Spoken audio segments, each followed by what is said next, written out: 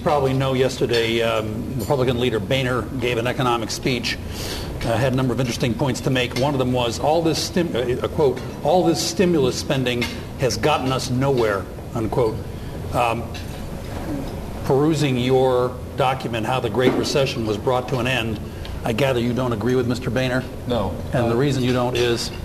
I don't agree. I think that we'd be in a measurably worse place if not for the stimulus. I don't think it's any coincidence that the recession ended, the Great Recession ended at precisely the same time that the stimulus, and in this case when I say stimulus I'm talking about the Recovery Act because there's a lot of other stimulus, but the Recovery Act was providing its maximum economic benefit, which was Q209, Q309.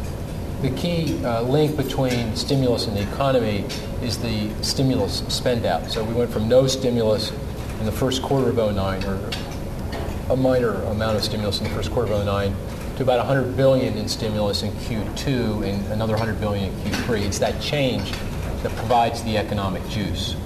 And that's when the recession ended. Now, the National Bureau of Economic Research hasn't officially dated the recession, but it will, and it will be June or July when the recession ended.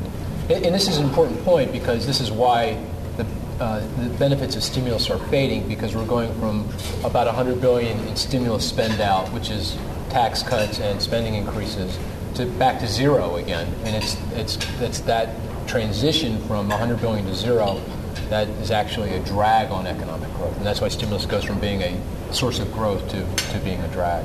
But I think if we had not had the stimulus, estimates that are